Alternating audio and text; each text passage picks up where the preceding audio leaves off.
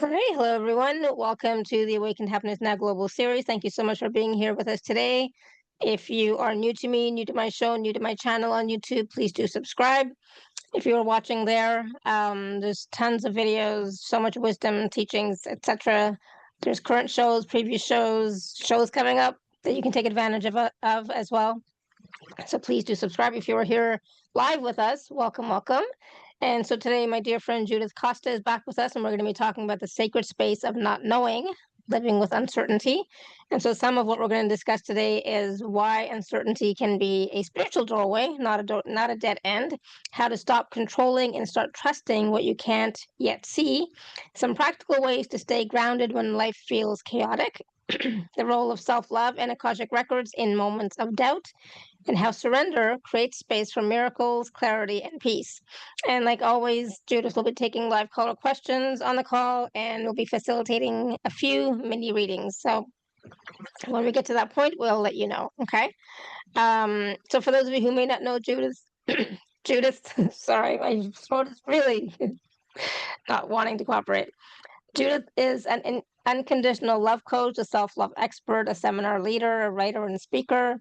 She has a master's degree in analytical psychology and psychotherapy and an MBA. She's also a Reiki master, an Akashic Records consultant and teacher, and a happiness trainer. Judith works with groups and individuals to help them overcome their inner blocks to love.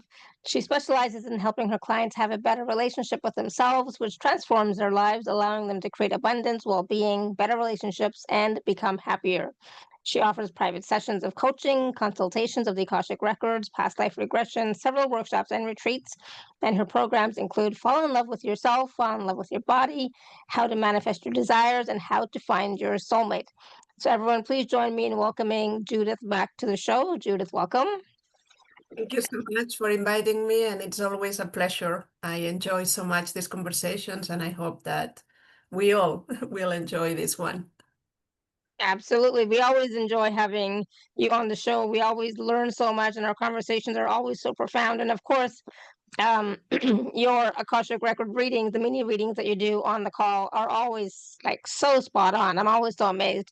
And if you're wondering why I'm putting my hand here in front of my throat, well, that seems to help with the communication because my throat is acting up. So this seems to help a little bit to be a little bit more clear. So that's why I have my hand here in front of my throat.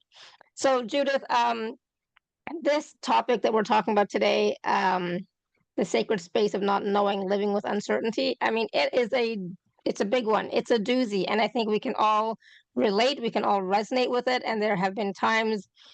I mean, this year for me has been, you know, really a state of unknowing. But it's all good, right? It's all good. So uncertainty, for me, I used to be a control freak. So I'm a recovering control freak. I'm not as controlling anymore. I have learned to surrender a little bit more, even though I'm not that great at it. But that space of uncertainty for me is also, there's a lot of fear that comes up, right? There's a lot of doubt and all that kind of stuff. But it's also a field, I think, of unlimited possibility. And if we can tap into that energy instead of the fear and the doubt and the unknown and the uncertainty, then that can start to open up new pathways, new doorways for us. What do you think? I totally agree with everything you said. And before choosing the topic, I always ask, and I have been hearing not only my clients, but in the street, a lot of people like there is a lot of uncertainty. The world is in chaos. Everything is a disaster.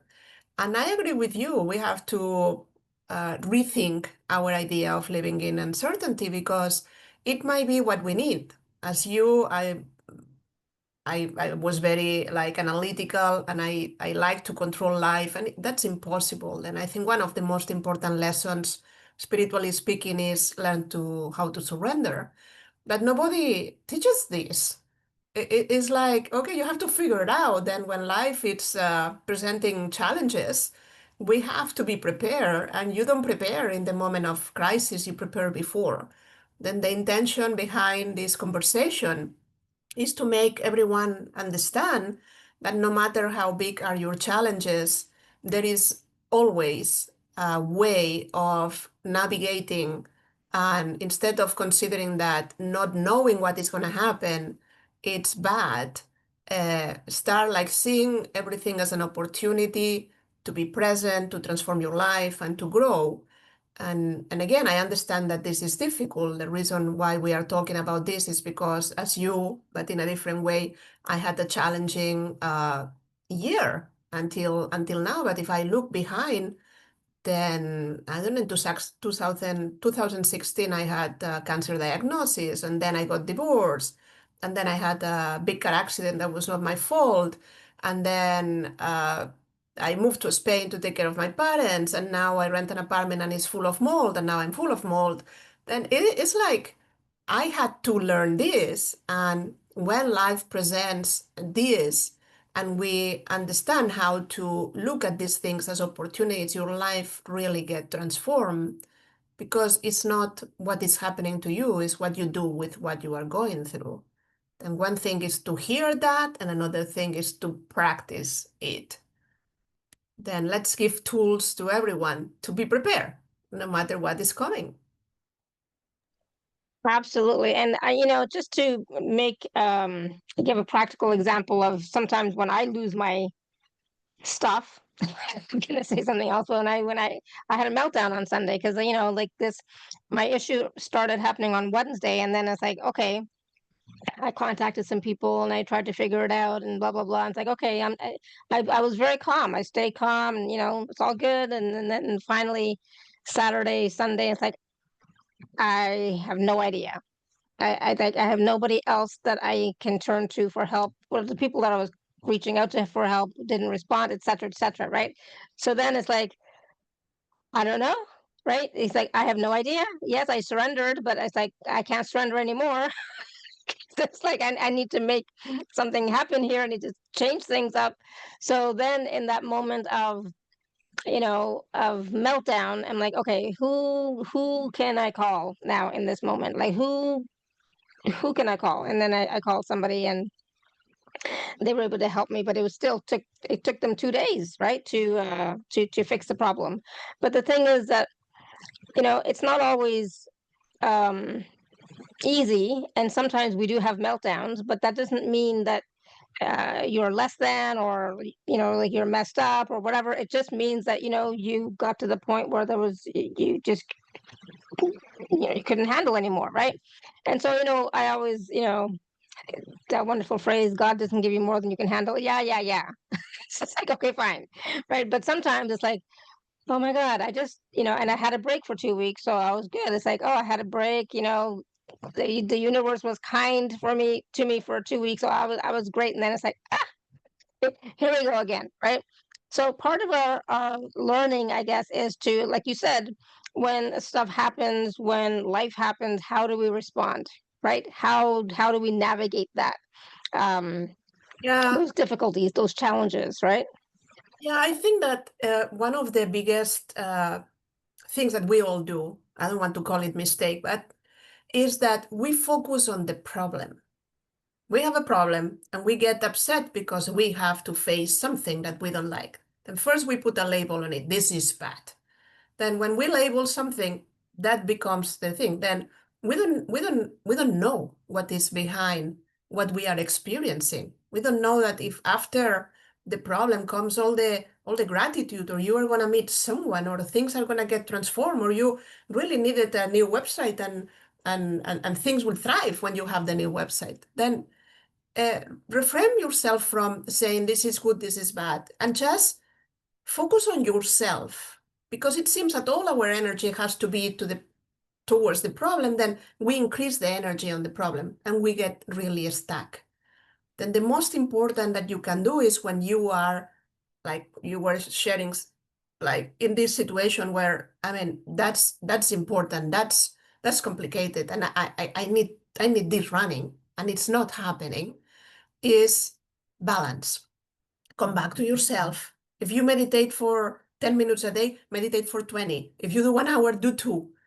Like go for a walk, take some deep breathing, do things, try to be mindful of how your energy is engaging in the problem, because from the perspective of the solution, if you consider that this is going to be already resolved, you are much more productive. And you also remember to ask for help. And sometimes it's not help to people you know.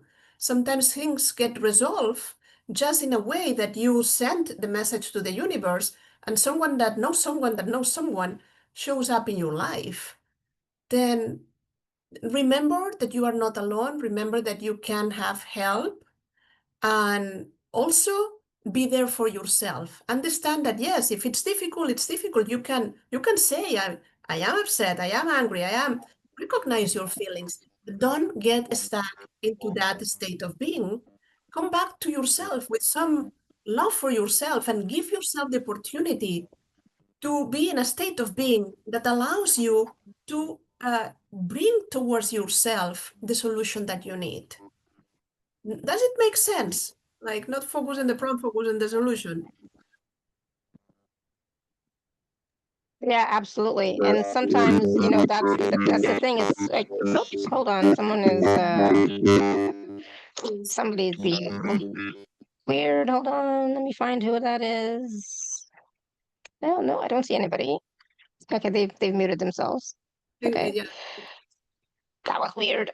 Sorry, what was I saying? Yeah, sometimes it's and that reaching out for support, whether you know somebody or not, but knowing that a solution is possible and focusing on the solution, focusing on the outcome that you desire, is better than focusing on the problem, right?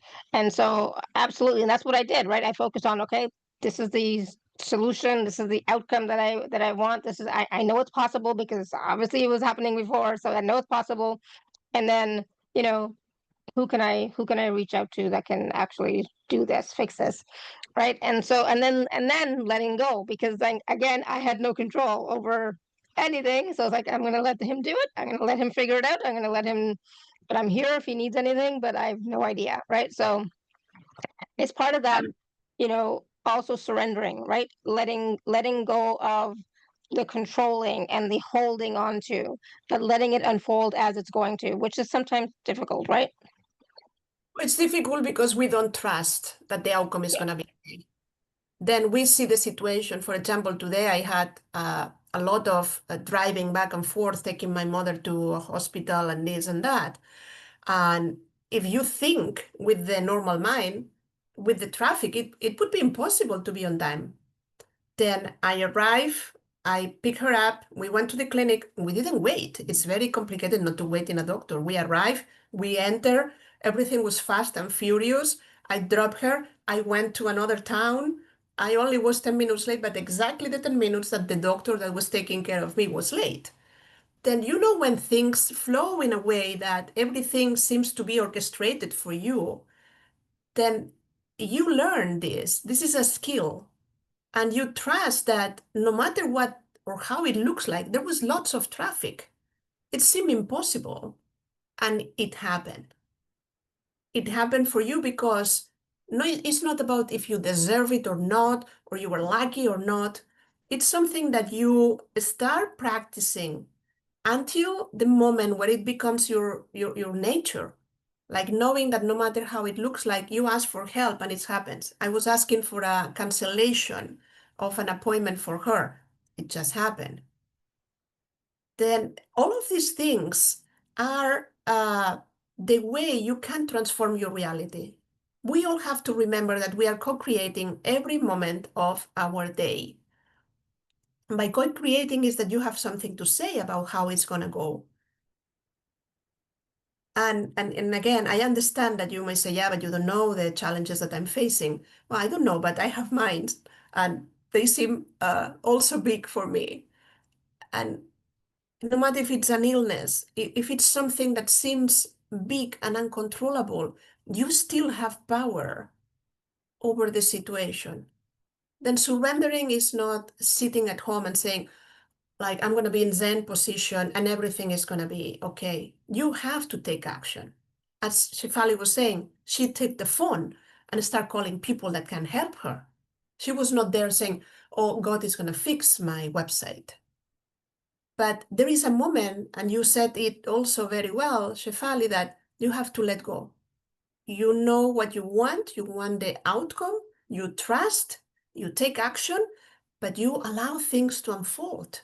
And sometimes we want the things quick, no? Like, give me the solution and I want it now. And sometimes we have to wait until things get resolved. There are topics or things that happen in our lives that take months or maybe years to resolve. And it's okay. I think the biggest piece in all that too is the trust, right? Trusting that everything is working out the way it's supposed to, trusting that everything is happening the way it's supposed to for you, right? And so when I look at this as well, I was like, it's like, okay, how is this working out for me? But one of the pieces I recognized was when I was talking to my friend and I was crying and I'm like, I don't know what to do, blah, blah, blah, blah, blah. And she was so kind and she's like, don't worry, we're here, we can help. We'll figure it out. You just don't worry. But it's like I hadn't talked to her in a few months. And I remember thinking, even before I talked to her, like even the day before, it's like, oh, I haven't talked to her in a while. I miss her, you know. And so then, so one of the benefits was that we got reconnected, right? And which is great, right? So I was grateful for that. So maybe it was meant to happen so that I could reconnect with her, you know, because you know I Yeah, hadn't talked to her in so long, and I missed her. So that part of it was also, and it showed me as well some vulnerabilities that I had and some vulnerabilities with my business and all that kind of stuff that I knew that had to be changed, because they were no longer operating properly, or like it was just not a good situation. So it's like, yep, all this has to change, right? So sometimes the universe puts these things in our path to make us make the change instead of, oh, it's okay, it's fine, it's fine, it's fine, let's just keep going. No, change is needed sometimes to create that new sorry, new opportunities or new possibilities or new energy in your life.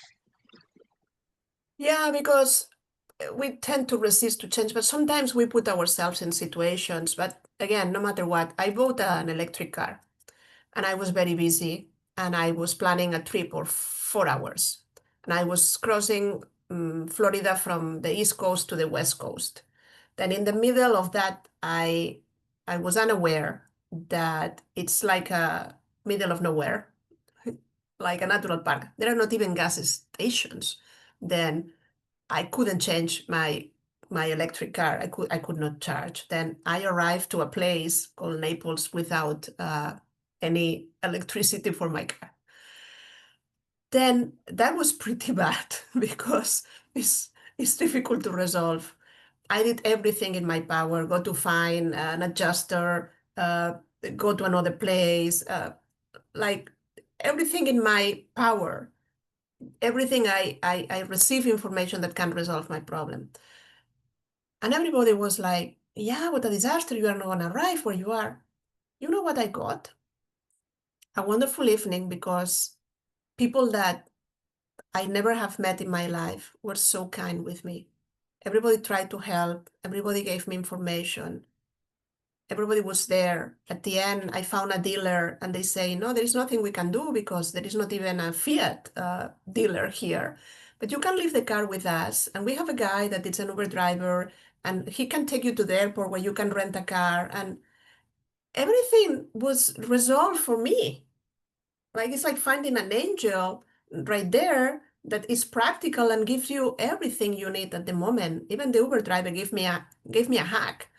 Like then it's how you look at the thing. It can be a disaster or it can be like, what a wonderful demonstration of love from strangers that I just experienced. And it's up to you because it's the same experience, but it all depends on what you put your attention in and how you decode the experience that you are having. I totally agree. And I always say there's always a blessing in every situation, in every experience, there's a blessing. And so, even in the crisis mode, there was still that blessing of, receiving support, because I'm not very good at asking for support. So actually receiving support is a big piece, right? So just receiving. and then, surrendering, letting go, and allowing everything to unfold. All of that is a blessing, because you get to see how things are working in your universe, and you're seeing what needs to change. Just getting those awarenesses, I think, is a blessing. And just, being able to reconnect with my friend was a blessing, right? And so you have to, like, if you can, try and find the blessing in every situation. There is something there for you to learn, to receive, um, and to be aware of. That's what I think. So, what are some, when we're going through the chaos, what are some practical steps or practical processes that we can take for ourselves, do for ourselves, to help us to stay grounded, to help us to stay on top of the chaos instead of getting embroiled in it and carried away by it? Yeah, as I said, hopefully we do this before the chaos, but even if you are in the middle of the chaos, it applies the same. Then my favorite topic, as you know, is self-love. And self-love is a very big concept that includes many things, but it's the understanding that you are the priority number one in your life. Then we all have roles, and we all want to be the best wife or husband, uh, the best father or mother, the best employee or manager. And we cannot do that unless we are first there for ourselves. And this includes giving yourself what you need. Then if you are so stressed, you will have to find a way to reduce that, to move from like towards relaxation and regeneration. And you say, yeah, but I don't have the time right now. I have so much to do because I'm in crisis or chaos, or this is happening or that is happening. Even if it's 5 minutes, I mentioned it before, some breathing, deep breathing. How you look, you can journal and try to put everything outside of yourself. You can go for a walk, connect with nature. You can ground yourself, touch soil. If you are near the beach in a cold place, no, but in a warm place, put your feet in the sun. Even if it's taking a bath with some Epsom salts and some, or smelling some um, essence that for you is calming, is relaxing, but find ways to come back to a place where you can trust, where you can have hope again, where you can take care of yourself. Because if you don't take care of yourself enough, then it's very difficult to handle the rest of the things. And the important here is the understanding of what's good for you. There is no one recipe for all. For some people, doing yoga is the best in the world. For other people, they say, oh, this is very complicated. Forget it. Some people may find calmness in qigong practices or breathing practices, or they have learned some other modality, or for others it's just getting help and talking with a friend that they trust that can help them to kind of release the tension. You can go for Reiki, or you can do Reiki on yourself if you know how to do it. You can even go for a walk with your dog, or pet your cat. But go to a place where you can find calmness. When we are so stressed, it's difficult to meditate because we believe, we experience that we cannot calm the mind. But even if it's just a deep relaxation of the body, like a body scan, you start from the top of your head and you send energy of relaxation to every part of your body, very slow, like from every hair that you have, like the eyebrows, the eyes, the nose, the mouth, the jaw, the teeth, everything, every little part. You can put some calming music, but anything that can make you feel relaxed. It seems like a list of practices, but the important is that you select some of them or keep changing them until the point that you have like the recipe, the perfect recipe for you. And if you practice it frequently, then it's easier to be calm and move or navigate through life with ease and grace. But if you have not started, it doesn't matter. Start with 2 minutes today, maybe 5 tomorrow. Maybe you get like engaged into this and it becomes really the priority that it should be in our lives for all of us. Because the first thing that we do when we are in chaos is to forget about ourselves. And then we have two problems. Absolutely. And one of the things for me is that when I'm in stress mode or chaos mode, I don't eat. So for me, eating, just like I don't eat a lot anyways, but just eating something will help calm my whole system down. It'll start regulating my system. Um, Yeah, so, because I don't eat a lot to begin with, and when I'm stressed out, it's like I'm all in my head and whatever, right? And so I don't. The last thing I want to focus on is eating, but it's like I realize, like, oh, 'cause I remember talking to my friend. I was like, oh, God, I better eat something because I haven't eaten anything, so I should eat something. That for me calms me down, So, um, it's about looking at your body. How is your body reacting to the situation, right? And how can you get your body to calm down, right? And so, deep breathing and all that stuff is great. But sometimes something just as simple as having small something to eat is going to help calm you down as well.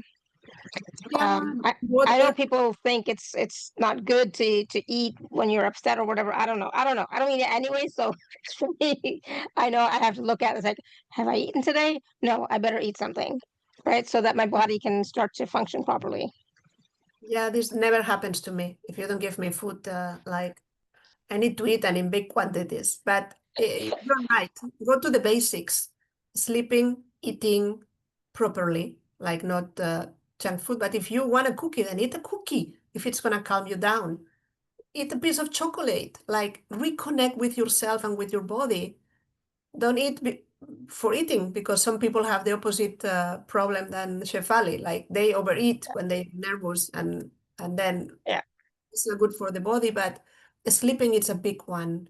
If you want clarity, you need to achieve some sleep. Then there are natural things that you can use, even putting some lavender in your pillow.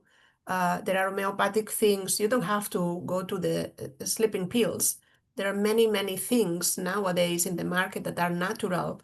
For some people, it's tryptophan or GABA, or things that magnesium glycinate. Then many things that may be not there, or you may be lacking, or that you need for a moment.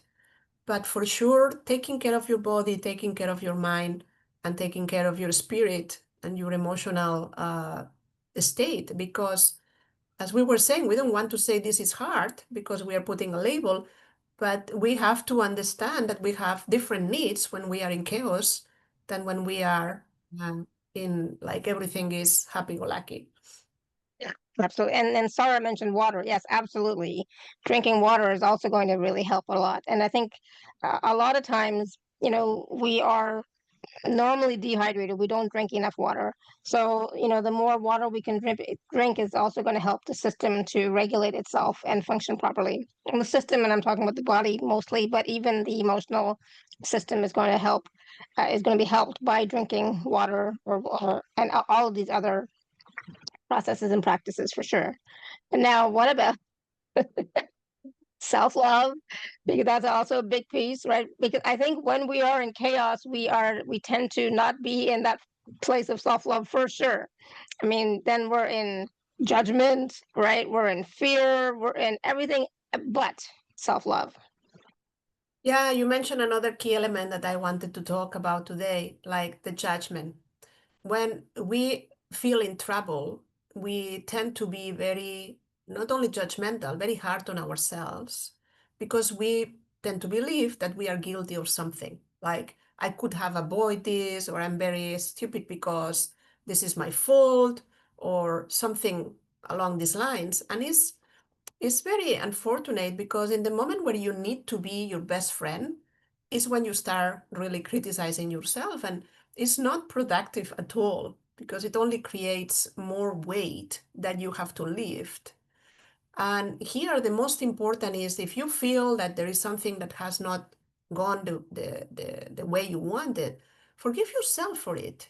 Because the only way you can move forward is disconnected from this energy. If you try to resolve, again, the problem from the perspective of the problem and judging yourself, you keep yourself stuck at the same level. You cannot have this point of view where you are going to have perspective, and you are going to have higher or better thoughts, and solutions and receive help and be connected and be like receiving something from the intuition, or if you channel from the Akashic Records or from any ascended master or whoever is there to help you that you trust. And it's very important to understand that forgiveness starts with self-forgiveness. Then if you are facing financial trouble, it's not about saying, I shouldn't be in this situation, or why me? Then other people that do less than me, they have more abundance. Like we don't need to compare ourselves. We don't even need to know exactly what is happening to us. What is the reason behind that? What we need is to say, okay, I know there are other solutions. I'm gonna be focusing on what can I do differently. I'm gonna ask, I'm gonna learn, I'm gonna see how things can change. Because if you stop right there, like, and you keep going against yourself, as I said before, you have two problems: the problem that you had, plus the problem that you have now with yourself. Like, imagine how you want to treat someone that comes to you and explains to you exactly the situation that you are facing. What are you going to say to that person? If you are compassionate, you will uplift this person, you will empower this person. Then just do the same with yourself. But forgiveness has such a power to transform every situation. It's your superpower. It's the way you can really start looking at things in a different way. And even if the chaos is self-inflicted or created by you or something that you did wrong, doesn't matter. Let it go.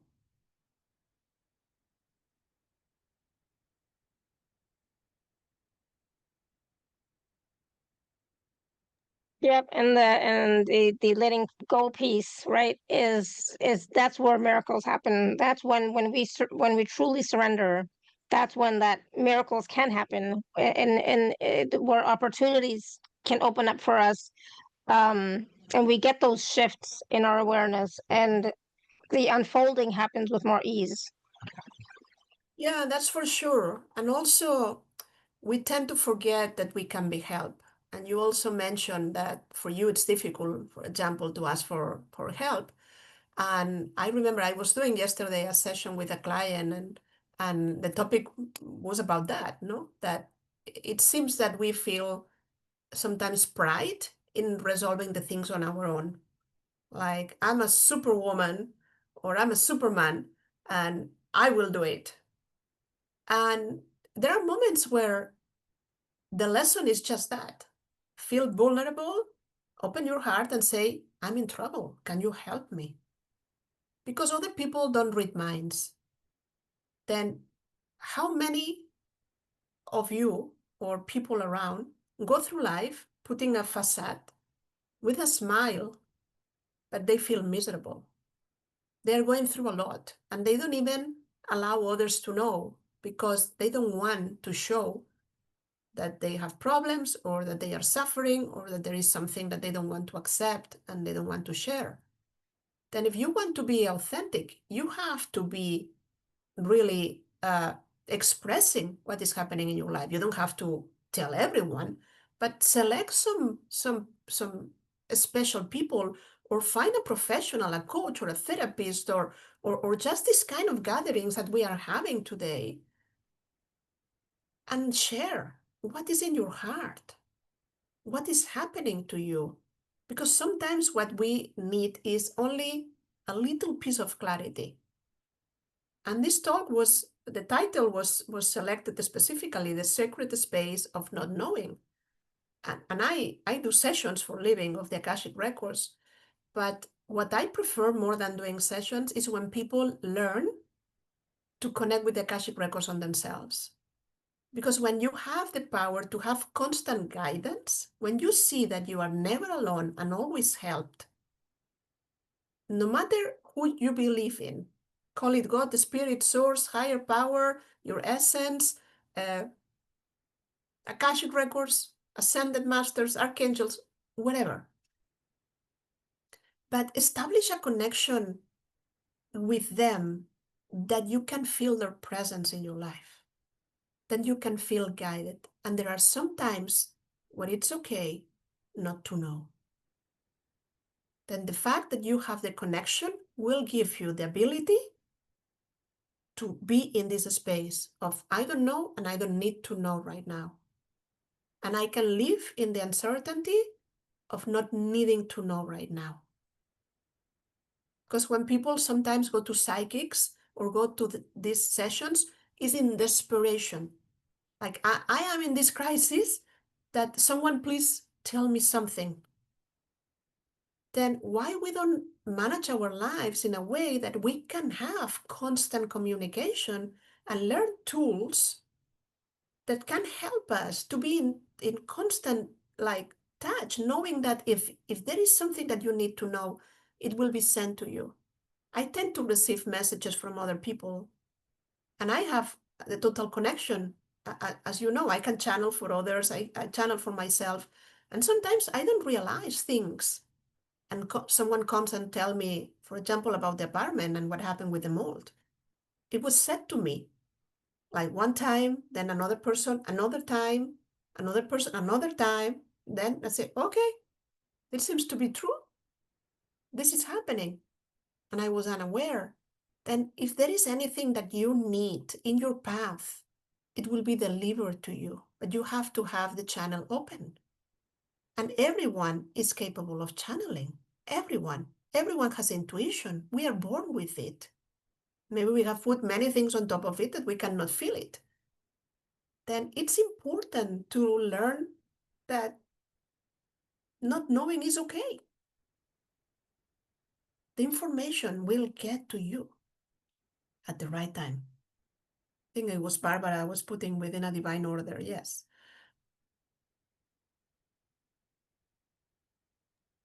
Absolutely. It's about when we need to know and when we're ready to receive at the same time, right? So a lot of things we are not capable even of receiving or understanding. So we're not given too much information, but sometimes we're given enough so that we can at least get to the next step in our path, in our journey. Yeah, sometimes we want major solutions, like tell me everything, and the only thing that you need is the next step, as you mentioned, baby steps. Like, okay, I trust that when I go and do this, the next step is going to unfold in front of me. The next step is going to unfold. And we build in a way that it's not stressful. It's just a collection of moments that we go through life instead of saying, oh, I have like a big mountain that I have to climb. No, just take the first step. And when you realize you are at the top of the hill. Absolutely. So we have a lot of people with their hands raised, who would like to work with you today to get a mini reading about anything, right? Usually when we do these calls with you, it's always about anything, and it's funny how a lot of times it's like the same theme keeps coming up, right? Yeah, that's true. Then, yeah, it will be a pleasure. Just let me give a couple of ideas on how to do this for those. There are many known faces, but for those that have never done this before, I work with the Akashic Records of this gathering, this call today together. That's what gives me access to you and to a specific uh, answer that you need to receive. I'm not elaborating the answer, I'm just receiving it. That's the reason why I don't need a long introduction or explanation about the topic. You just can ask the question directly. This way, more people can ask questions and participate. And you can ask anything about yourself or about anyone related with you about this incarnation or past incarnations or the future development of your soul. The Akashic Records are very practical. You can ask about mundane stuff or about spiritual matters. It doesn't matter, whatever it is. My advice to you is that you try to do or elaborate a question that is concrete and try to refrain from, Oh, do they have something to tell to me? Because that's Yeah. a very personal question then, even though it can be answered, but we don't have some. I'm just going to say no. When if somebody asks that question, I'm going to mute them because I don't think that's fair to everybody on the call who has a specific question. So I think it's important to have a specific question. Don't be vague. We're not here to test the psychic, kind of thing. So if you want help, ask a specific question. It's not like millions of people are going to see this video, right? So don't be afraid of, oh my God, someone's going to see this and they're going to hear my question. No, this is not about them. This is about you. So if you want help, ask a specific question. And that's how I think that, this platform can be of help and support to you. But then, it's up to you, right? So, but Yeah, if somebody asks, what do my guides have to say for me? I'm going to mute you. That's because that is not a helpful question for you or anybody. yeah, and And if you I'm sorry if that's abrupt or rude or you don't like it. I just uh, don't think it's helpful. and also if you can connect the camera when if it's possible, it will help me to see you. If it's not possible, it's okay. All right. So there you go. All right, we're gonna go to and Barbara. I don't know if you've been able to figure out how to raise your hand or not, but when it's time for you, I will. Oh, you did. Okay, perfect. I see you. Okay, perfect. Okay, good. Because I never know either. It's like there should be a reactions button. You click on that, or I don't know, because it depends if you're on your phone or if you're, where you are. All right, Caroline, you there? I am. There we go. I'm on. Awesome. Hi, beautiful. Hello. Hi, Judith. Hi, I'm Caroline. I'm 62. Been going through menopause a long time. In the past year and a half, I've had extreme anxiety, and in the past 6 months, it's been extremely debilitating. Wondering if you can see what I can change or do, or what it might be from. The anxiety feels like high heart pressure, extreme pressure that goes into my ears, like choking on the throat, all the anxiety symptoms. And Niels, yeah, uh, so they sorry that they are talking at the same time that you are talking. go ahead. The first thing that I heard when you started talking is that the anxiety is yours, but it's not yours. Mm. You have picked up a lot of energy that does not benefit you. And the first thing that they recommend is to learn practices to let go. From the perspective of the Akashic Records, we have a prayer to release outside influences. I can share it with you and we can read it together, even though we don't have much time for healing in this call. But the most important for you to understand is that there are things that you are experiencing that it's like imagine that you go through a mall and you pick up something in every shop. And then you arrive home and you never let go of the bags. And you say, oh, I'm very tired, I'm very tired. I feel there is a heaviness, but you're still holding into the weight that you are carrying. Then this is what is happening energetically. Then even though, yes, there is nervousness, there is a part that, of course, might be yours. But the most important thing to distinguish that and to come back to your balance is to let go, because you have been two things mainly. Places like hospital, temples, churches, even places where happen a lot of things together, uh, like big malls, all of these things.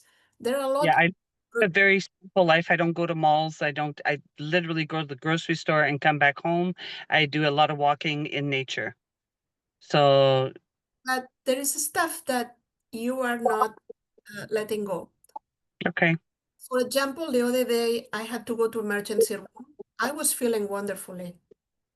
There was someone that was doing a clearing on me, and this person told me. Then I was unaware of what was happening, and I received the information. Then after the clearing, I was a different person. I completely understand that, Judith. I'm an empath. I'm a sensitive. I do Sister, work, and I have a lot of tools. I use Archangel Michael and others to cut cords every night, every morning. I do the golden egg for protection. So I do a lot of it already. Caroline, it's not enough. For whatever reason, it's not enough. It's not that you are doing it wrong. It's not enough. It's like you let go of 10 and you pick up 12. Mm, yeah. Okay. No, I get that. Yeah. And you are so open Hmm. that things arrive to you and they stick into your field. It's Yeah. not that you are doing it wrong, it's that you are not doing it enough. Not your fault. And It's I was going to say, it's not just physically where you're going physically, but even on calls like this. You know, if you're on calls, if you're working with clients, you're working in groups, etc., you can pick up stuff as well, not just when you go to physical place. Yeah.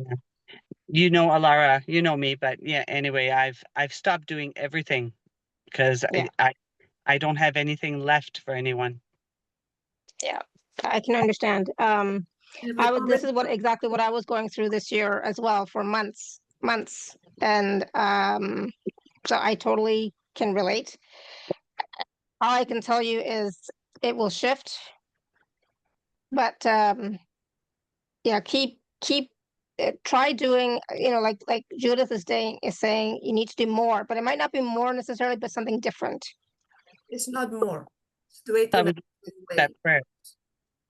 Again, when we feel that we have been trying everything that is in our power and it's not working, we feel disempowered. Then Mhm. when we are talking about working with the Akashic Records, what we are doing is whatever it is that is not mine, I give it to you because I cannot handle. And they say, this is not yours. If you give it to me, I recycle the energy. But what it happens is when it's so near to our heart, we tend to own this stuff and say, I need to clear it. Mhm. It's not for you to clear it. It's for you to say, thank you so much, it's not mine. Yeah. And it's a change in the attitude and it's the understanding, as Shefali was saying, that it's not about like if I run 5 more minutes, I'm going to be in a better shape. It's not Yeah. about releasing and releasing and releasing and everything is in place, then it's not working. No, it's like let it go and start anew with the idea that this can be released and know that you are in a safe place and know that the openness is a gift, but it has to be handled because if Mhm. not, you get affected. And let's celebrate you instead of saying that you are wrong, that you have a problem, that you are too empathic. No, allow them to help you. Then keep asking, this is me. I am so open to help, and I ask every day, 10, 20 times a day. That's why my face is like that, because everything you're saying, I ask already. So I'm confused that this has not gone away. But like you said, I let go of this and I pick up 20. So how else do I tell them to just help me release all of it? Caroline, start anew. Okay. The idea that I have done everything and it's not working keeps popping up. Then Mhm. ask, it can be done in a different way and you will be guided. Sit there like you are a newborn. You don't know, you don't have any tool, you don't know what to do. And you are an innocent child that says, I want your help. Sometimes we know so much and it gets on our way. Then you don't know anything and this is a new experience. Take a deep breath.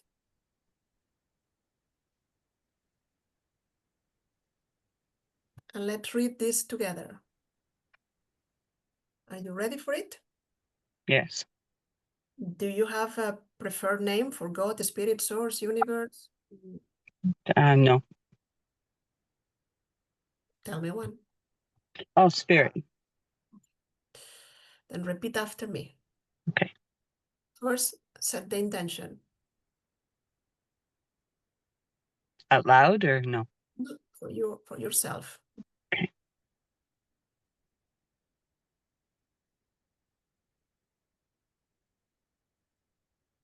Ready? Yep. Now say it aloud. If what I'm experiencing If what I'm experiencing is not mine, is not mine, may Spirit may Spirit have his shield, have his shield, have his shield have his shield around me. around me. And I release And I release whatever it may be whatever it may be to Spirit. to Spirit. Take a breath. Let it go.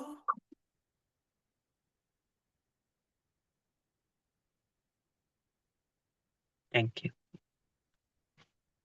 Now, pleasure. Thank you, Caroline. Thank you, beautiful. And of course, that was for everyone. If you wanted to do the prayer too for yourself, you could have. It's like, why not receive that help and support? I did it for myself, and I felt a lightness right away. So please do take advantage of all of the support that's available from everyone. If it resonates with you, take it, use it, work with it. Okay. So, because when we're talking to one person, it's not just one person, we're talking to everybody. All right. Again, that was a long conversation, so it doesn't even have to be that long. Just a question. Sarah, you're next. What's your question? Well, it's interesting, Carolyn, you and I may be the same person. But anyway, I want you to know that I love you and I send you love and support, and I'll be in touch. My question is very similar, but more specific, is that I get triggered. And I guess I'm sure it is because of a witch wound. Or being killed or demolished. And sometimes I'm so anxious that I think I'd rather die than have to feel so anxious. But whatever I'm feeling anxious about is fear of death, I suppose. So it's a catch-22. Is there anything in my Akashic records, any specific It's a big topic because the fear of death. thing that is the Right. witch wound? And I also do a lot of letting go, and sometimes it's helpful and sometimes not. I can see it. I can see it in the moment you talk about that. You were living in a town and you were practicing witchcraft, but you were a good witch. And you tend to be like a healer, but these people were very basic and they didn't understand what you were doing. Then for a while, it was the best kept secret in the town. And people, especially women, you help a lot of women with kind of feminine problems, like giving birth, menstruation, menopause, all of this. Then you were kind of a gynecologist, but from before, without the title. And women were constantly taking their children there, and you were helping people. You were gifted because you have been doing this for a long time. But someone discovered you, and they put like the witchcraft in your door, and you were prosecuted, and you died in a very horrible way. And everybody was sad because you were doing a lot of work for the community. But there was no impossible to escape because it was a group of men that you tried to escape towards the woods, but it was impossible. It was impossible. They were decided to kill you, and they kill you. And it was very very very profound for you because you didn't do anything wrong, just the opposite. You were wonderful for the people. It was like a big mistake that someone started creating like the bad fame that allowed them to kill you. Someone that was jealous of your power. Okay, I recorded the previous blessing you did with Carolyn. Any other specific thing I can do to clear such a wound? No, the important is to know that the past is not the present. Then when you get triggered, we have a point. When we work with Akashic Records, we have points on our hands that we can use. One that can help you is about patterns that activated. Is in the right hand, in the pinky finger here. But it's more the awareness that letting it go is the only thing that you really need. And we also have this forgiveness prayer. Forgiveness in the sense that I was explaining before, that it is not about saying that it was okay that they killed you. It's about saying that unless you are able to disconnect from that event, you keep still like kind of living and reliving again the same energy.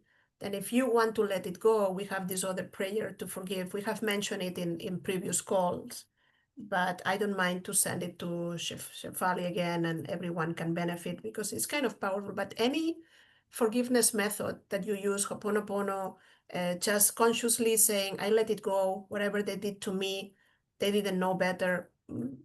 Again, whatever you don't want to experience, send it to them and allow them to recycle the energy because, yeah, it's still influencing your life for that reason.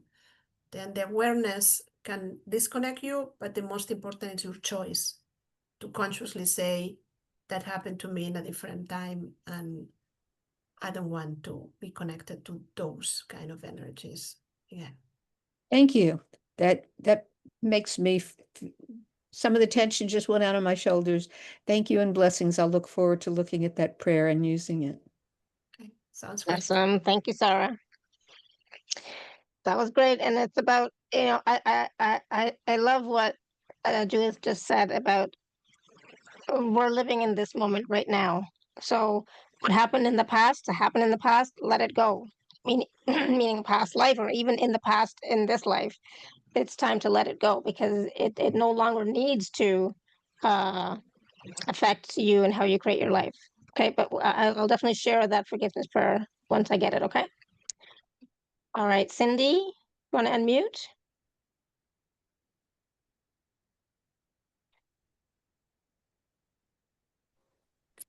Hi, I'm sorry.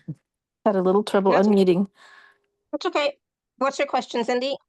Hi, I would like to ask how we know if our soul contract with our spouse has come to a completion. What is the name of this person? The name of my spouse is Raymond.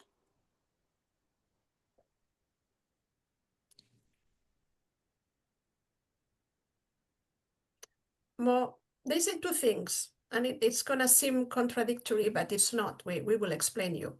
First, that soul contracts don't expire. That's a human idea. Souls don't have expiration dates. They just serve each other, and there is no time where the soul really lives. Then this is more our mindset towards what we have learned. And Raymond and you are together because there are certain things that need to be addressed. And it seems that you have not finished. It's not the contract. You have the choice to stay or to leave. But this is not what we are talking about. What we are talking is that there are still things that need to be worked out. I don't know if any of this makes sense, Cindy, but It is making sense, yes. If you're able to share any more information of what needs to be worked out, if I see a big gap between the two of you and misunderstandings. Like, it's like if you talk in Chinese and he speaks Japanese, then you talk to him and he looks at you like, what are you saying? Then this creates like kind of a distance, like this gap in the middle, and some lack of communication. It's not that you don't speak to each other, but you speak in different, this is a metaphor, of course, but in different languages that don't allow you to arrive to the point. It's like, it's not a problem of ego. It's a problem of, I know what is happening, and the other person saying, yeah, but I know what is happening. But you cannot put it together to say, okay, if we know, like, I don't know, don't call me this name, or don't do this that bothers me, or behave in that other way, then at the end, this is creating this disconnection that you feel. There is a sense of disappointment in your side, at least. Does it make any sense? It is making sense. So there's more that we're still supposed to learn and experience together, that we Yes, need to become we told able you to. stay or leave, but you still have things to work out. It's not the moment to part ways. Is he ever going to open up more spiritually and his growth? Because I feel like he's not at the maturity level that I think he should be at, if that makes sense. Is he ever going to reach That's a Uh, that judgment, level? Cindy. That's judging him, right? yeah, exactly. And this is a second question. Then it was one question, but just to Oh, answer, sorry. yeah, this is your opinion, and it doesn't matter. You can love him as he is, or find a partner that you feel it's a better match, but you cannot transform him or have an opinion that he needs to be a different man. Okay, but the outline was that we still have some things that we should Yeah, learn from. yeah, but you cannot keep waiting for him to be who do you want to be. To change. We can't wait for him to change. Okay, that makes perfect sense. Thank you so much. I really appreciate You're your welcome. Thank you, Cindy. insights. Thank you. Many blessings. Thank you. All right, Evie, you want to unmute? Yeah, hi. Hi. Hi, Hi. Lara. Hi, Judith. I was Hi. waiting for this time. Thank you so much for taking my call. Okay, I don't know how to address this, but I was trying to figure out how I could in my mind. But I have the same experiences, kind of, and it's been going on for a while. So I just wanted to find out what I need to work on, because maybe it's me, or maybe it's just something that's going on at the timeline, and it's been for years, and Alara knows So that. what's the question though, Evie? What's the question? Yeah, the 'Cause question is, that's very vague. yeah, I'm trying to reach a question. It's kind of like taking advantage of me, or like depreciating my assets, or robbing or stealing or something like that. So am I the one attracting it, or is it something in my timeline I'm that I sorry, need to work on? I still don't understand the question. What do I need to work on to stop being abused or taken advantage of, in the sense that depreciating who I am, or my value, or things that are valuable to me? Okay, I got it now. Well, the most important influences that you have, this is a big topic again, and just talking about this, we can be in a 1 hour private session. But the most important part comes from past lives where you have been told that you are not good enough. Then consciously, you are not attached to this idea anymore, but there is still energy. It comes from educational patterns. For example, you had parents and many lifetimes where you have been a woman, and you have been educated or trained to be like an object, to be sold to a husband, and the husband use or abuse you, or love you, but you don't have any kind of power. You are not receive the experience of having parents that empower you to be a powerful woman, give you education and all of this. Then this is one side. There is another side of not getting recognition for your work. And this is a big piece, because it's like a pattern of self-disempowerment. Like, I want to do something, but when I go there, there is like a block, or it doesn't work out, or people don't collaborate, or I self-sabotage. It may come in different ways, but it's related to the same pattern where I tell myself unknowingly, like unconsciously, if you want to say that I'm not capable of. Then the circumstances align for me to realize that, yes, I'm not. Then I'm not able to fulfill my desires. And this is painful because it breaks your heart when you want to do this. And this also affects your relationships in a very big way, because you tend to attract people that will put you in the spot of have to learn to love yourself. And usually are not going to be the ones that say, oh, you are lovely, you are beautiful, you are fantastic, and I love you as you are, and empower you to love yourself. Sometimes there are people that love themselves very well, and that it's going to seem that they don't love you enough. And this reinforces this other pattern of, like at the beginning of the conversation, of not knowing your worth. Because this doesn't happen at a conscious level, this is already installed in the programming in the unconscious, then it's difficult to deal with that, because you will see signs, you will see experiences, but it's so big in the whole that what it requires is, again, the healing. It's very important to know the conversation, but it's more important to do something about that. Does it make any sense?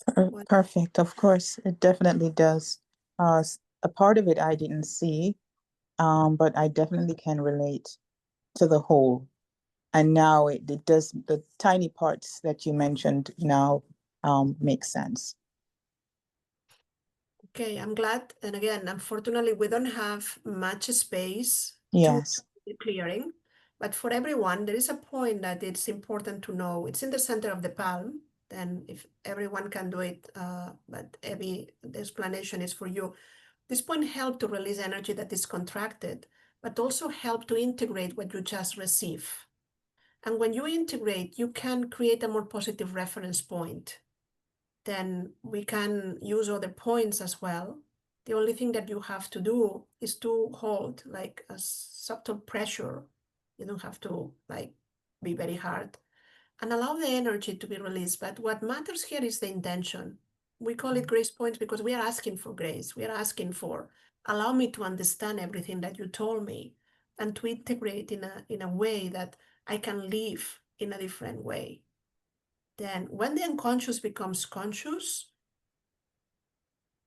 you can do differently in life. I love that. I definitely do.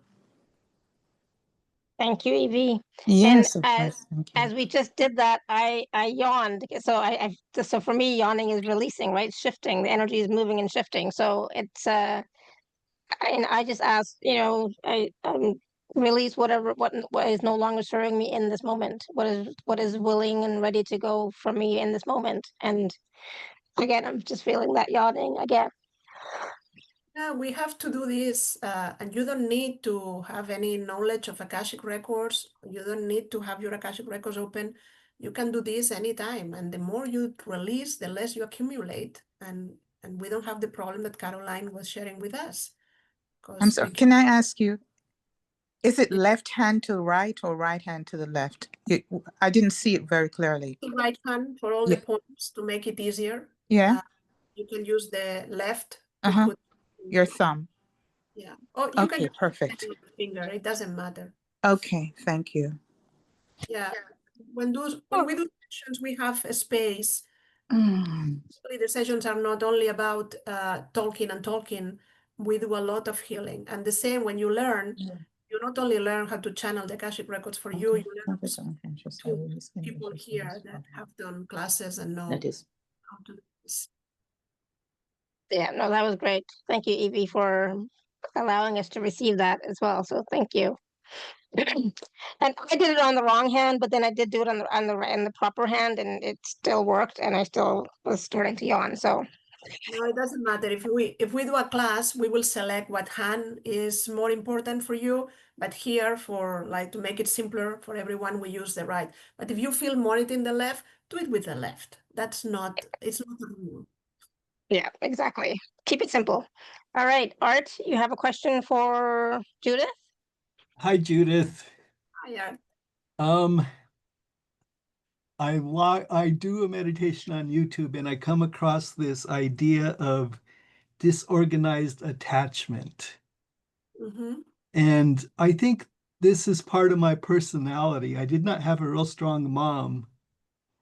And we were talking about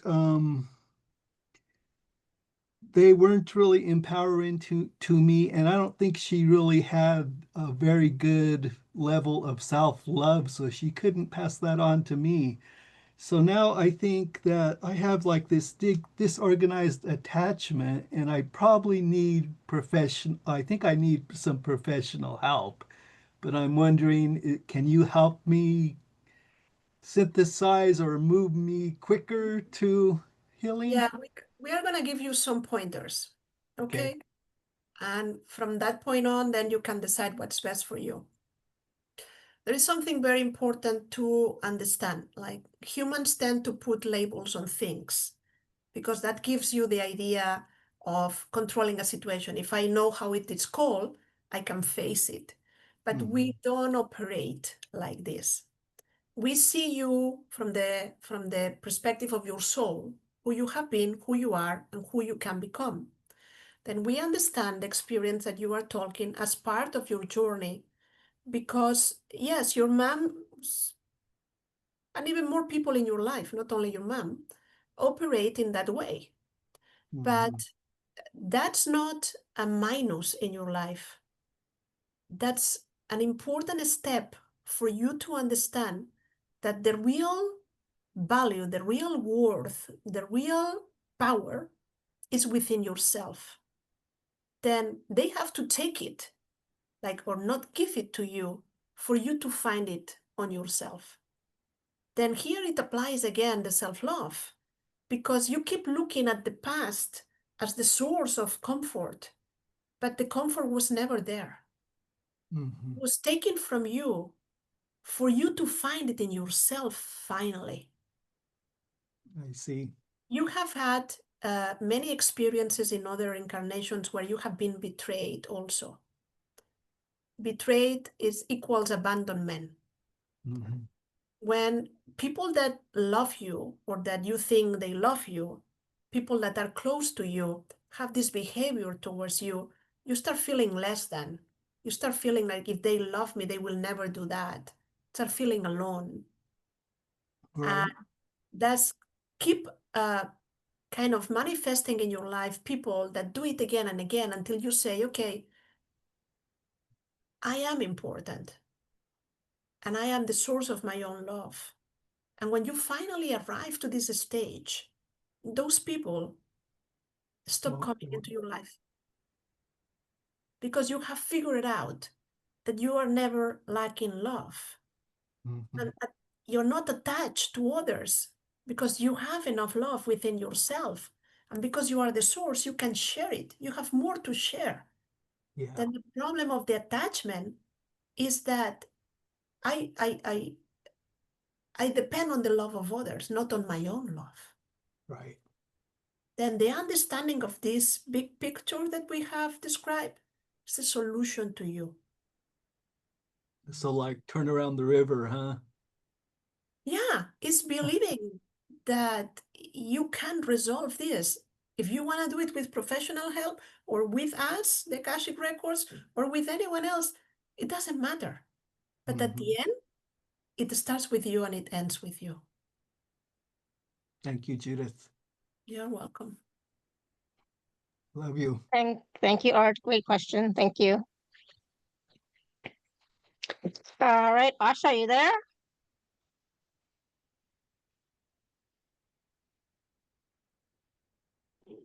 Let's see Hi, if she's Judith. there. Hi. Oh, there she is. Yep. Hi, I'm sorry, I'm driving. I'm on Bluetooth, so I'm safe. No, you're cutting out. Uh-oh. I'm on Bluetooth, so I'm safe, but I'm No, I driving. can't hear you at all. Uh-oh. No, you're cutting out. All right, hold on 1 second. I will try to switch audio. Is this better? Yeah. Oh, yes. Yeah. Okay, yeah. I am on Bluetooth and I'm driving, but I'm safe. So, Okay. What's your question? Okay, my question is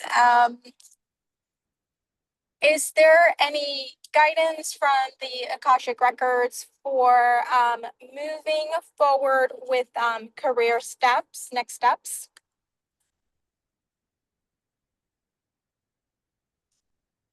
Say that you are not giving yourself permission to do what you want to do, and you are thinking of taking steps, but they seem, it's kind of, you doubt yourself, and you, on one side you want to dream big, and in the other side you say, that's too risky.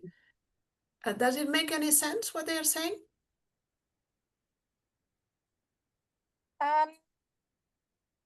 I am ready.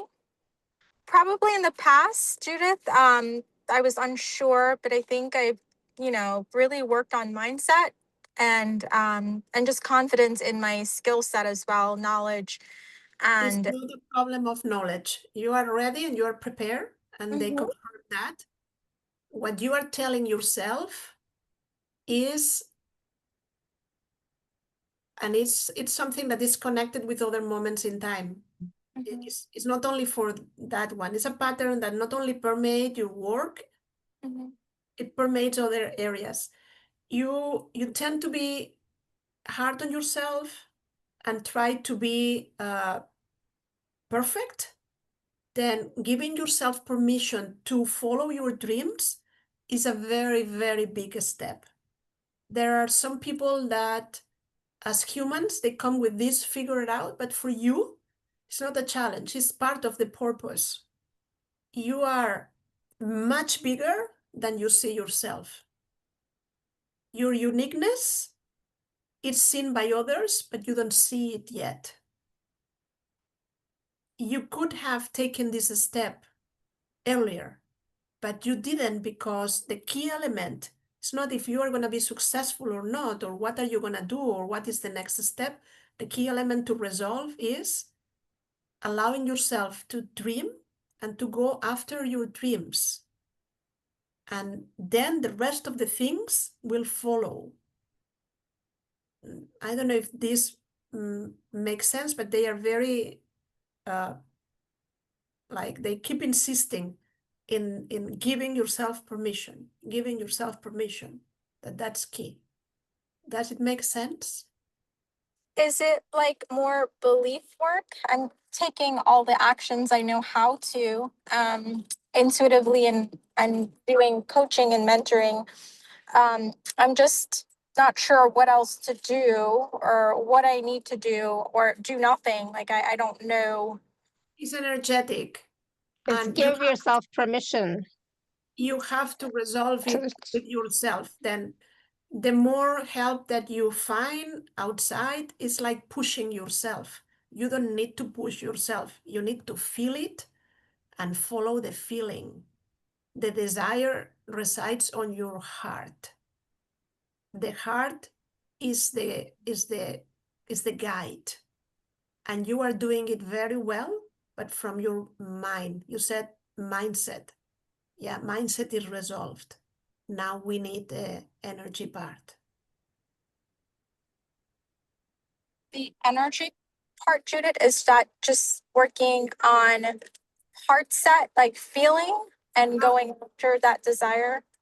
Have a conversation with yourself. Take a piece of paper or a journal and have a real conversation with yourself and ask yourself, how many times I wanted to do something since you were a kid, like all your life, when I wanted to do something and I stopped myself because maybe you didn't feel safe, maybe it was too big, your desires were too big for the reality that you had, maybe because the necessary stuff was not there. But have an honest conversation with yourself, and you will find other moments in time, not related with work, but related with other stuff that seem similar.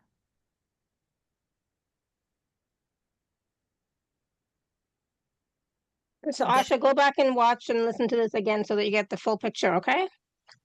Okay. All right. And that would help me, Judith, to really Of course, there is believe. there is an understanding, and this is not only for Asha, it's for everyone. This is like saying that you have been going to the gym for a month and you should be in perfect shape. Then maybe someone can go for a month and be in good shape, but maybe you need 3 months. Then it's again the pressure of it has to be this way. And because I'm getting help, because I have been working on this, because then you don't have to do anything. You have to go to the gym for fun. And when you go there and when you enjoy and when you do things, one day you realize, oh, I'm fitted. Oh, I'm in shape. Oh, that's wonderful. But you are having fun in the gym. If you go because it's your obligation, because you have to lose weight, because you have to be there, because you have hired a trainer, that's not enjoyable at all.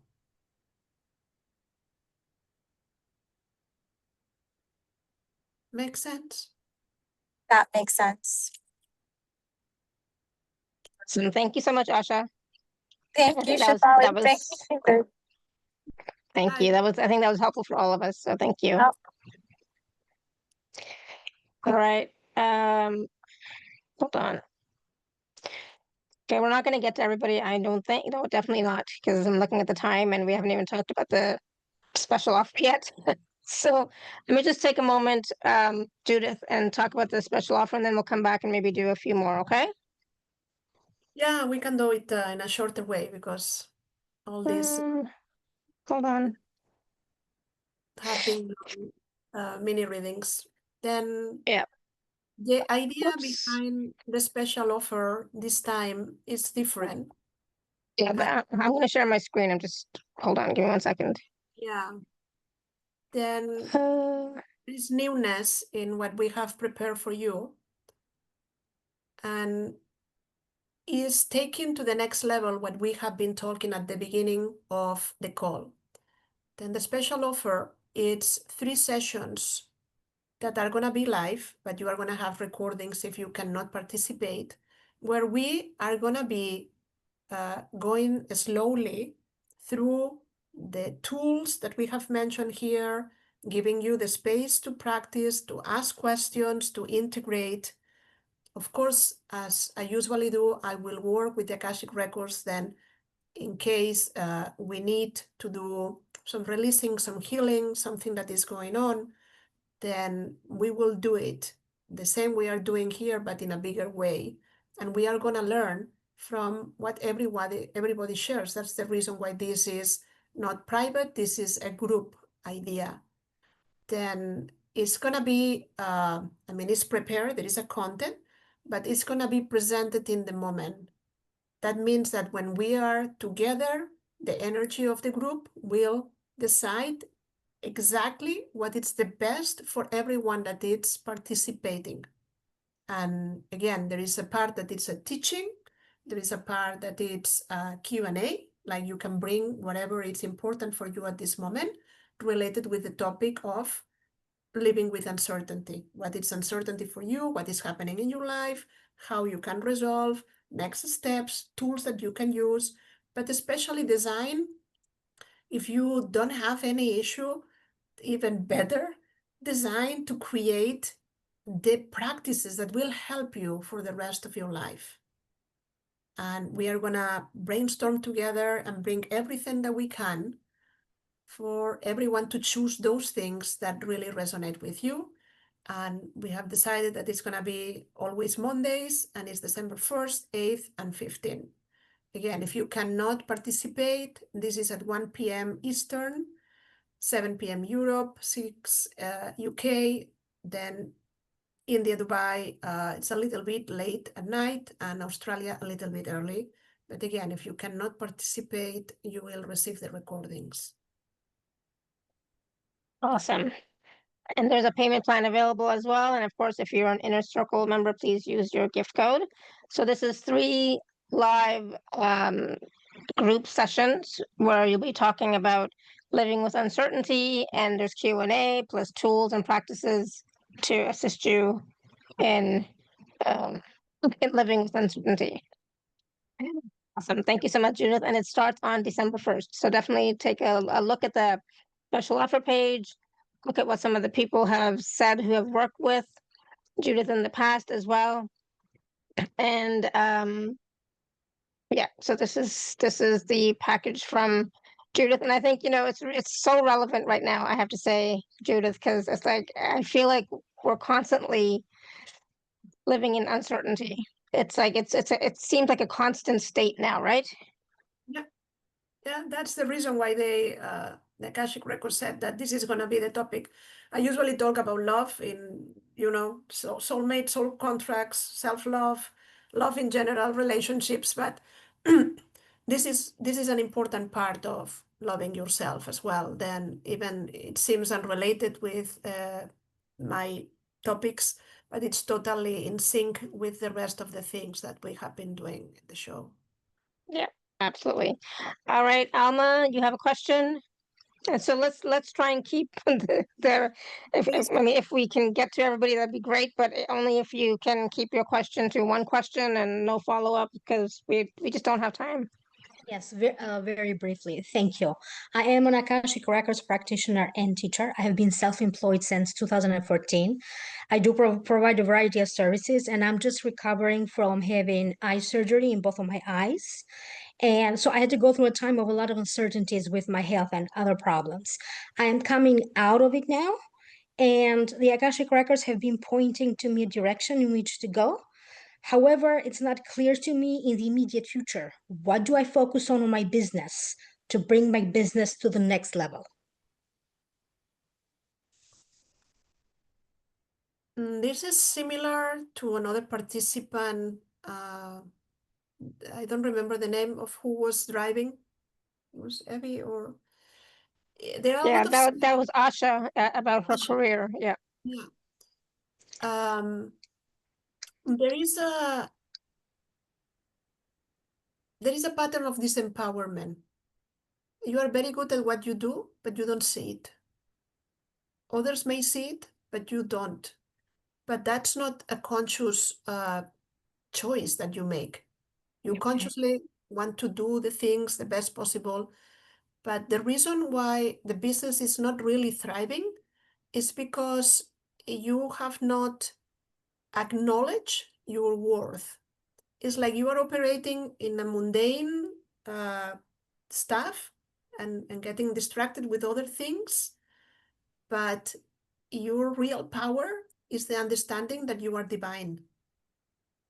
That when you channel, you are serving, but you have been chosen to do that. And it's because of who you are. And also your name, it's very important in this incarnation. Who you are, it's more than you can see. Then the reconnection, and we have a point that it's important also in the Akashic Records, and it's here. It's called the I am, if you want to hold the point. I don't know with what modality you work, but this point is the integration or the activation of the divine essence within you. Then the secret of your success is that. Does it make sense, Alma? I'm trying to, because I still don't know how to fully comprehend my worth. You and many others, then you are not alone. Be Because patient. honestly, I thought I did. There is always a higher degree. Okay. So focus on understanding my value better. Focus on this point here. I am. Okay. I activate my divine essence and I operate from my divine essence. I activate my divine essence and I operate from my divineness. Yeah. That's your worth. All right. And do I do this every day for a period of time, or? This is not homework. Okay. All right. Until you feel it. Until I feel it. Okay. It's the same that we were talking with Asha. Yeah, here is clear, but in Okay. here doesn't exist yet. Okay. Operating one with my divineness. Okay. Thank you so much to both of you. Thank you. Awesome. Thank you, Alma. And that was again helpful for all of us. It's not the middle of the palm, it's the here, like underneath the pinky almost. It's in this area here. Yeah. Yeah. If you are 1 millimeter or 1 inch outside, nothing is going to happen. Just the intention. The important is the intention when you ask. All right. Tanya.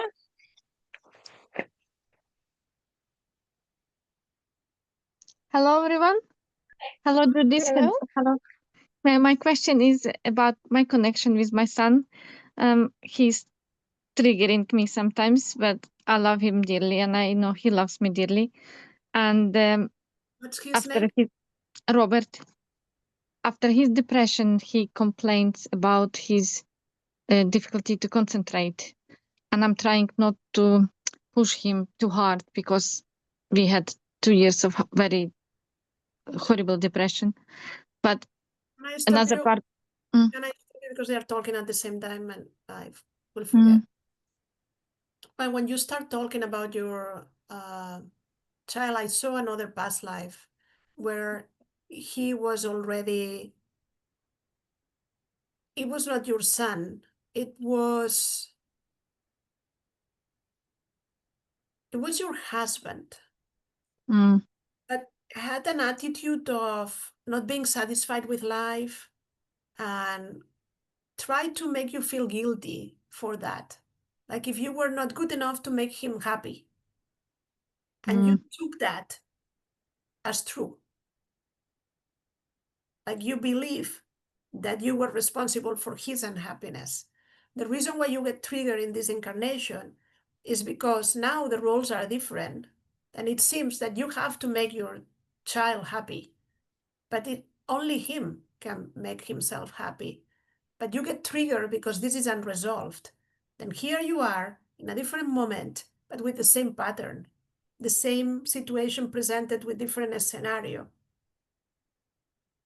Then you suffer a lot seeing him this way because you already have saw him going through this. But he has to understand that this is a defense mechanism that he uses because when he cannot face life, then he gets depressed.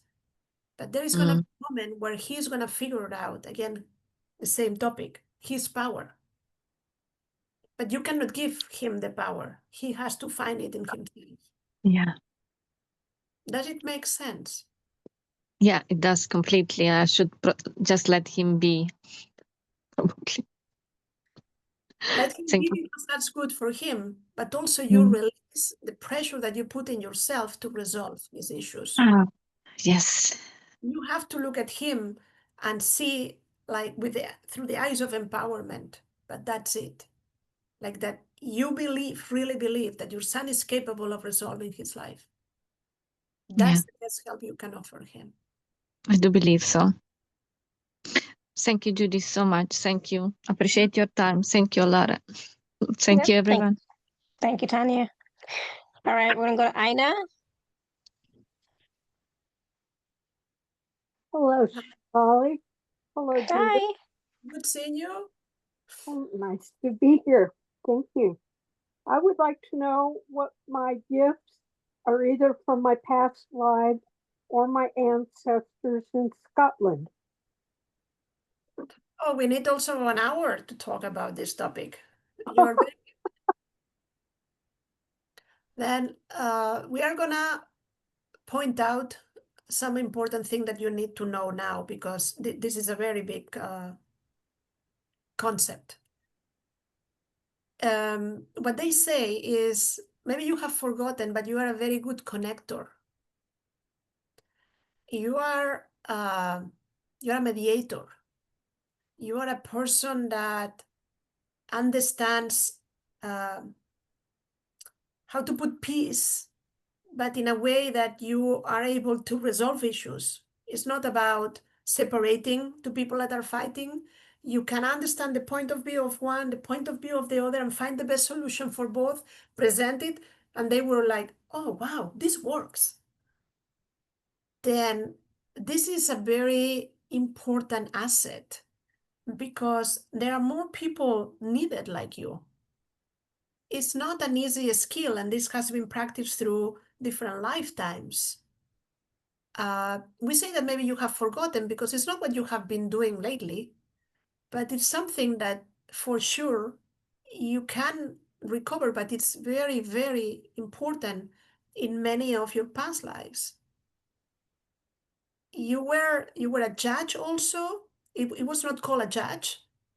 It was more like in the old times, but a judge, like the one that says this is right, this is wrong, these kind of things. You have these abilities because you are very fair and you are very wise in deciding what is what should be done, but for the highest good of everyone involved. That's the most important part. Does it make sense? Yes. And it gives me a lot of hope and inspiration and guidance. Wonderful. Thank you. Awesome. Thank you, Aina. That's great. Thank you. All right, we're going to go to Anushka. Hello, Shefali and Hi. Judith. My question is, what is the best way, or what can I do to release all the anger that is stored in my body? It is anger from this life, but also from other lifetimes, I feel. It seems that we will have to read the forgiveness prayer then. Why are they saying this in your case? Because there is a point to release emotions, and it's under this finger. But in your case, it's more important the understanding that everything that had happened to you, it's similar to art, no? Doesn't have to be part of your present. And the only way that you can really release and disconnect is by your own choice. Then there is a metaphor that the Akashic Records use. Imagine that they have a recycling company. Then what you have to do right now is to take everything that is in your house that you want is garbage. You don't want it anymore. You want to clean up. You want to. Then you take a big industrial bag and you put everything in there. And when you have everything in there, take the phone and call Akashic Records LLC Recycling Company. And they come and pick it up. But they are not going to come if you don't call.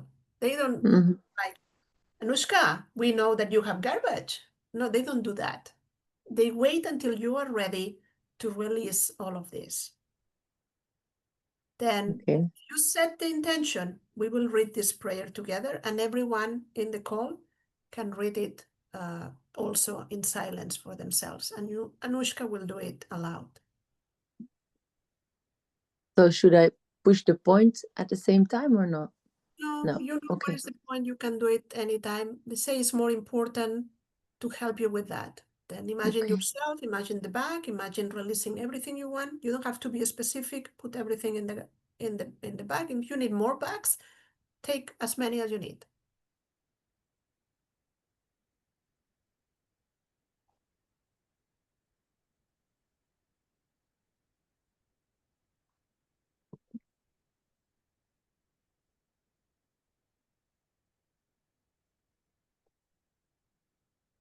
And when you feel ready, let us know. Yes. Then repeat after me.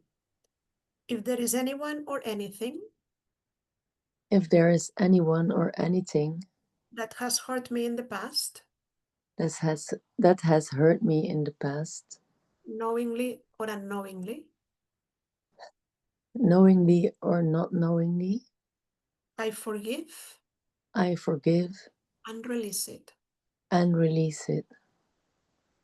If I have hurt, If I have If I have hurt If I have hurt anyone or anything in the past, if I have hurt anyone or anything in the past, knowingly or unknowingly, knowingly or unknowingly, I forgive and release it. I forgive and release it. If I have hurt myself If I have hurt myself in the past, in the past, knowingly or unknowingly, knowingly or unknowingly, I forgive and release it. I forgive and release it. Take a breath and let it go.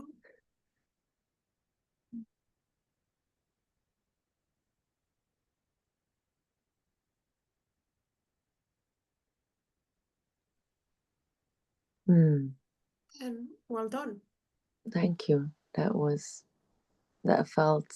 felt, yeah, several shifts in my field and in my body. You were yawning and Thank Me you. too. that's the power. I felt Yeah. lots of yawning, deep, big Releasing. yawn. So this, shifting happening. Exactly. Thank you, Anushka. Thank you very much. Awesome. Thank you so much, Anushka. All right. We are going to go to Layla. We're almost done. We're going to go to Layla.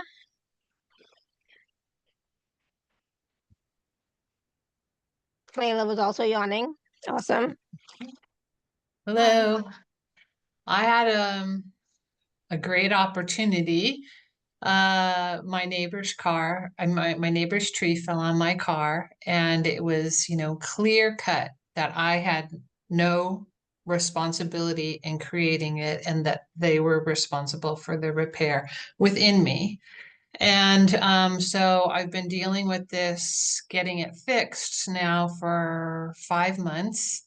And just wondering if there's something more within my energy that needs to shift to really just get over the finish line. I'm kind of like at the last part, and then I saw, the insurance person throw up a flag.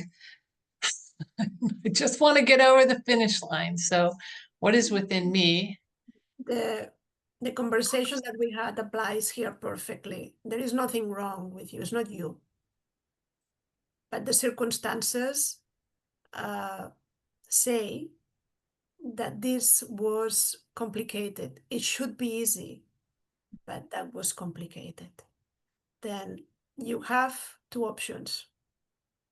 You choose to be patient or you choose to be impatient. It's going to be resolved when it's going to be resolved. It's going to be resolved in your favor, but even though it seems easy, it's not. There are other forces, there are other things, but it's not you. And you are not doing anything wrong. Then when you were talking, if you see the video again, you will see that when you were asking the question, there was this pressure of, this needs to be resolved. That's the part that you need to let go. Okay. You just have to say, this will be resolved whenever it's going to be resolved. I have done everything in my power. You do the rest, please. Okay. That's trusting. That's surrendering. I want it now is me. I want to resolve it. Then you want higher power, delegate into them. Yeah. And just even the awareness that I kind of default that to something wrong within me as the reason is just another awareness that is helpful. Yeah, but you really present, and this is not only for Leila, it's for everyone in the call, you really present the perfect example of what humans do. Oh, this is not being resolved. That's me. It's my fault. I'm doing something wrong. Then what we do in chaos, criticize ourselves. Yeah. And that's exactly what we want to teach you today. That's the opposite of being productive and getting the results you want. Right. It creates more suffering, not less. Yeah. And thank you. Yeah. Thank you. Awesome. Thank you, Layla. All right, we're going to go to Kate. Hi there, Judith. Okay. Oh, yeah. Just a little quick question. What is the best way to support the elderly gentleman that I work for so that he can be well and safe over the Christmas period when he'll probably be alone, or that's his choice, to be alone? So I'm just worried about it. Yeah, unfortunately, it's his choice. The first thing that I heard before you said Christmas and all of this, they were talking at the same time. And the first thing they say is leave him alone. Okay.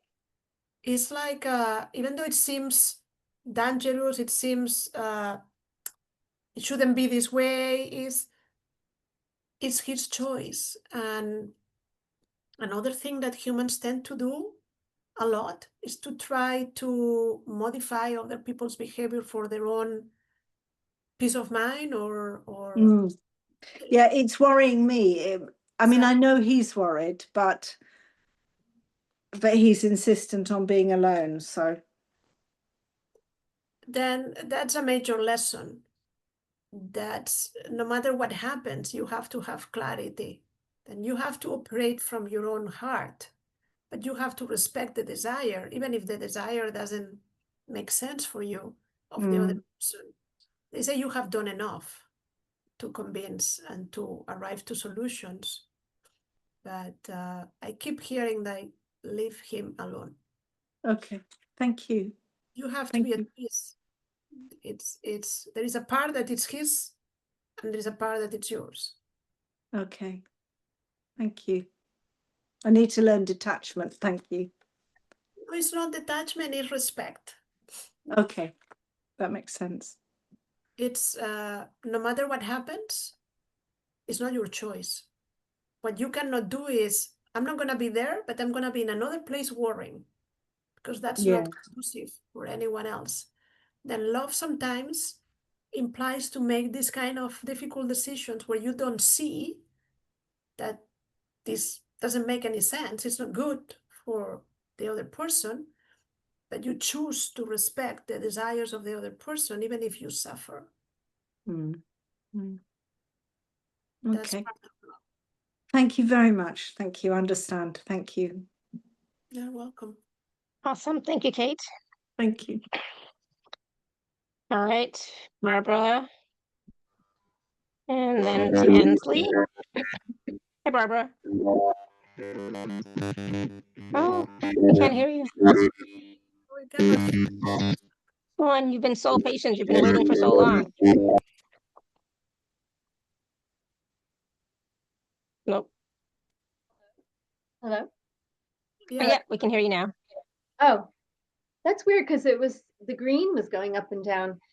Thank you, Shefali and Judith. My question is whether to wait until I'm fully healed before I move in and marry a man I'm engaged to, Gabriel, or whether to allow myself to be with him when I'm not fully healed because he loves and accepts me as I am. Barbara, no, you don't wait.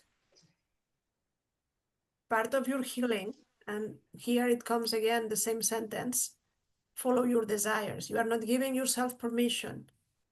You are saying, this needs to happen for the other thing to happen. And this is denying love for yourself. Then it's not about engagement. It's about you deciding that even though your body doesn't say, you are already healed. And you are going to have a wonderful life from now on. But you have to feel it. You are trying to manage it from here. Yeah, I have to allow it. Yeah. Number 3, love doesn't understand about the steps. Love heals. Right, allow it. Yeah. If you want to heal, what a better opportunity. I know. I'm just so scared because there's some things that are hard for me. Like he likes to have friendships with other women, and there's just some things that are triggers for me that I'm working through. That's true. You have to manage certain things, but that's not the question that you ask us. You ask us, should I wait until I am healed? No, the healing happens at the same time. Again, there are no steps. It's a whole process. Yeah, he'll help me to heal. He'll help me to get over the thing. You will help yourself. Right, but to be with him will actually help me heal more than if I'm alone and far away. Yeah, that's true. But again, let's not be confused. This is not about the other person. It's your own process. Then you have to arrive to an agreement with yourself and do the things in a way that make you happy. Then, as we were saying before to another person, have a conversation with yourself. Be honest, totally honest. Put it in a journal and keep writing until you are tired. All the things that you are telling yourself that don't allow yourself to enjoy the life to the fullest. Where you have feel this way, why you feel this way, since when you feel this way. Put it everything out there. And if you want, then you can put fire into the journal and say, I release all of this. But be honest with yourself and allow yourself to be loved and love. That's the purpose. Then you don't write for therapy. You don't need to be healed. You have to declare yourself healed. Does it make sense? Yes, and yeah, I'm just scared. So it would be best to allow myself to be with him when I want to, even if I'm scared. We are going to repeat the same, but please go to the recording. Okay. You are putting conditions towards love. You are confused because you are overthinking the situation and you don't know what to do. Is it scary not to do it? Is it scary to do it? And that's a lot of trouble to handle because the person that really you are hurting is yourself. Your heart is totally ready and prepared to love, but you have put so much stuff on top of the situation that you are confused. Then the important here is to find the calmness, the clarity, and the love, again, self-love here, the love within yourself, that not everything is about the relationship, because the most important is the relationship with yourself. That's where the healing comes from. Right. Thank you. You're welcome. Awesome. Thank you, Thank you, Barbara. Good luck with that. Be gentle. Yeah. Thanks. All right, Tansley. Thank you for being so patient. Yeah. Thank you so much. I've learned so much from you, Judith. Great advice. And I'm also in a place of not knowing, uncertain, because I have my house up for sale and I've been accepted for a place that I'm really wanting to move into. But I've only like in 6 weeks, it's like only 2 people have come to see my place. And I'm just feeling, is there anything that your records can direct me to help it move more quickly, to let go of my place and move on to the light? What they want you to do is to talk to your house and make a goodbye party. And make it what? Goodbye party for your house. Okay. You have to tell the house, I am leaving and I'm so grateful you have been my home. But now you're prepared to host new people that will love you as much as I did. And to honor that, I'm going to make a celebration to say goodbye to you. Because you feel sad about living? Actually, I feel like crying now that you're saying this. That's the issue. You are telling the house, don't be sold. Then you have to make the decision of selling. Selling is not putting like an advertisement. Selling is saying, I am happy. I say goodbye because I know that someone beautiful is going to be living here after me.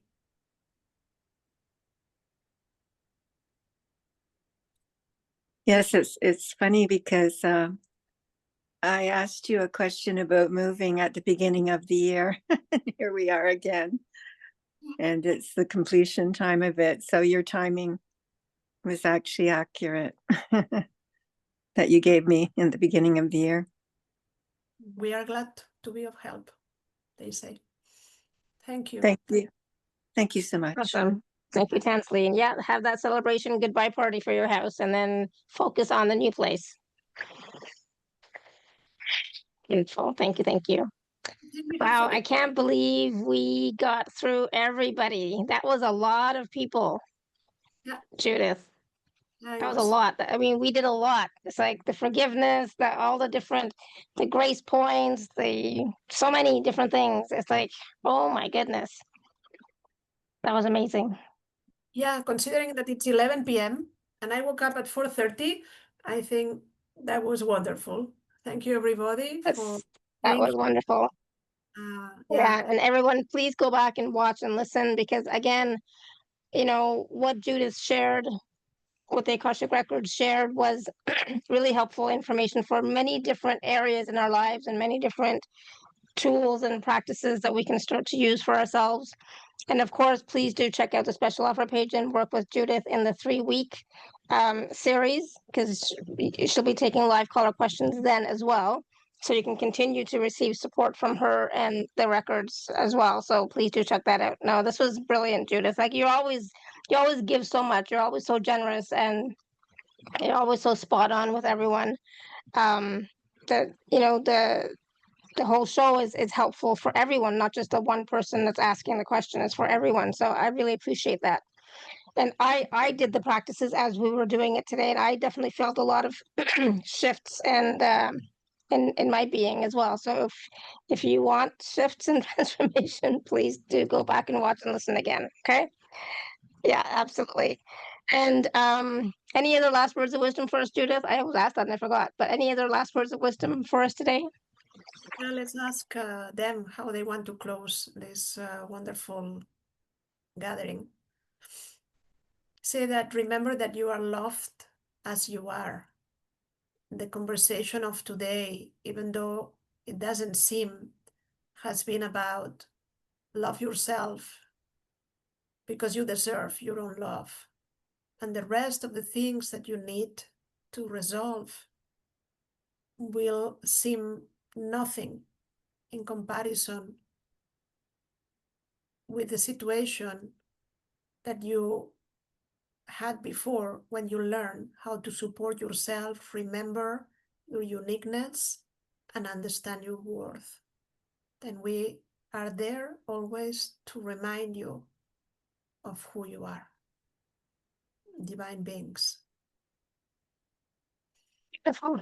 Thank you. Yes, that was so helpful. I remember it was with Alma, you had talked about the I am point, right? And that was really helpful too. So much in this whole call. So definitely go back and watch and listen. I'll have the recordings out in a little while. So please do check it out. And of course, check out the special offer page again as well.